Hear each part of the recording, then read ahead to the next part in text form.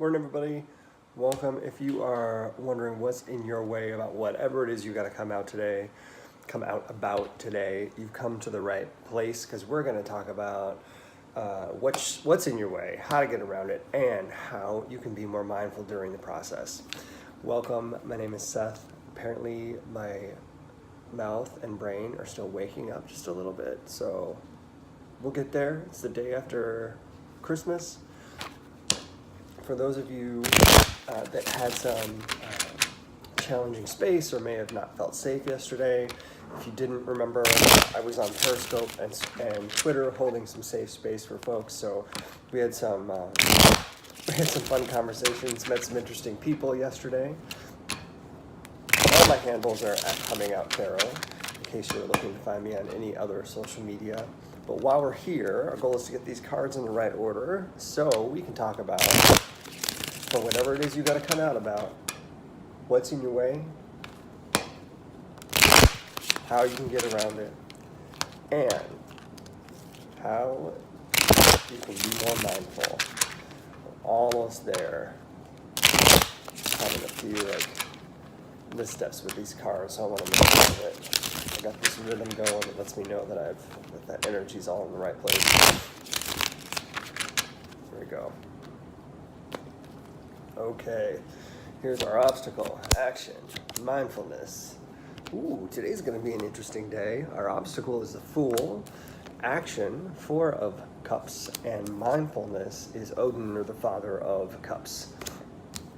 Got a little bit of cup dominance here, but what is most interesting is our obstacles, our biggest, our focal point. A lot of times lately, our focal point has been sitting in our action card. So it's interesting to me that our obstacle is sitting in, or our focal point is sitting in the obstacle.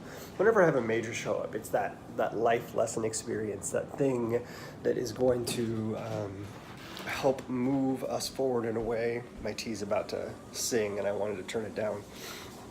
My hot water anyway. So that's our actual focal point, is that major card, the Fool. And to have that show up in an obstacle space, amazing. Because to me, that means that our biggest challenge is letting go and being ready for whatever there is to come, which sounds so easy, right? It always sounds easy when we say that, letting go and being ready for whatever's to come and stepping into the unknown. But it is one of the hardest things to do. Why? Because we put up our own blocks, we put up our own facades, we put up our own barriers. And so it's really hard to step out into that. So it's not unusual to me that this is a block. But what's amazing is that it doesn't have to be. If we can remove those barriers, and we'll talk about how with this action step, this is one of the most feel-good cards to me in any deck, because it means the journey has begun. You're there, you're ready, it's happening. All you have to do is step out and let it happen. All right, so how are we going to do that? 4 of Cups. My nose has got this, I need a tissue. Sorry, I keep interrupting this.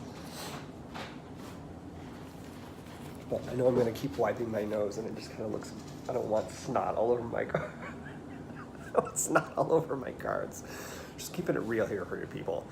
All right, 4 of Cups, as the action is going to take us through this obstacle of the Fool. Easiest thing, all you got to do is reach out and take your opportunity. It's not always that easy, as I've already mentioned, but you can choose to ignore what's in front of you, or you can actually reach out and say yes. A lot of improv trainers go through this. When you're training to do improv, instead of saying, like, someone offers you a situation, instead of saying, no, that's not what happened is this, you've shut down the whole experience. But if you say yes, then you can step in and move forward with what was already suggested. It also keeps the flow going, energy going, and everybody has a good time. And when you say yes, sometimes you may put yourself in situations you never expected, which can often be exactly what you needed. The other thing is you can do a yes and. So in this case, it may be beneficial, I think, especially with the 4 of Cups, to do a yes and. Look up, say, yes, I want that, and I have these 3 other things I'm worried about, or these 3 other things I'm thinking about. I have these other opportunities. I'd like to be a part of what I'm doing. So yes, and who can you surround yourself with that can help you be successful? Who are those friends, that tribe, that support system that can help you when you say yes? You can tell these people, help keep yourself accountable and feel like you're supported at the same time. All right, now, how can you be more mindful during the process? This is the Father of Cups. Father of Cups almost always, and in this instance too, reminds me of what is it that we're willing to give up in order to feel emotionally satisfied. Because I don't believe in the fact that you can have it all. It may feel like you have everything you need, but that means you've released some things in order to have what makes you happy. So having it all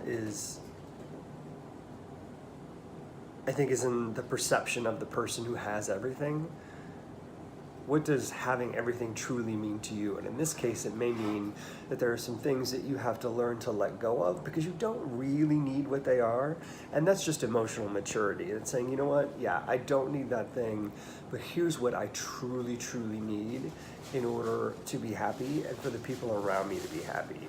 So what are you willing to give up for the people around you in order to give yourself the best life? Now, that's a little bit of action, because I always tend toward action, but the mindfulness of that is the exercise of what do I have, what do I need, and what can I let go of? You can make lists, you can do meditation, you can take stock of what's around you and just kind of like pay attention. This is a great time of year to do that too, especially if you're around friends, chosen family, or family. Take a look at what's around. Are the people around you the people who you need in your life? Are the things around you the stuff that you need in your life? What is it that is most important in moving you forward in the coming year in 2019? All right. I hope this is helpful. If it is, don't forget to hit that thumbs up and subscribe if you haven't already so we can keep track of each other. That thumbs up not only lets me know this content is important, but it also gets in front of other people's feeds because of all of our fun social media algorithms. And don't forget to share out with your friends in case they need to hear and benefit from this message as well. I'd always love to hear your comments, so leave me some comments below about how you're putting this into practice today. How did your mindfulness exercise go? Did you take the action? Did you try it? Did you put it into practice? Or did you let it go and realize that I do have those obstacles and didn't take the opportunity to do something about it today, because this is your prompt. All right, I'd love to hear about it in those comments below. And by the way, don't forget, we're nearing the end of the year. And by February, about 80% of the goals that you've made, especially if you do New Year's resolutions, those are gonna tank. So I'm here to help you think about what those are, how to achieve them, and what steps you might need to take in order to get through that 80% of failure. And I'm happy to do that with the Year Ahead reading. So find out more about the Year Ahead reading over at Comingouttarot.com. You can see it right there on the front page and find out more about it when you click on it. If you're a part of my newsletter, you did get one special gift that'll help you take advantage of the Year Ahead spread, and I hope that you will. I've got some more spots left in January, and we're going to start to wrap that up and focus on what's coming in February, which is going to be a whole lot of fun, I think. So thanks, everybody. I hope you have a good Wednesday. Is it Wednesday? Yeah, Wednesday, and I will see you tomorrow.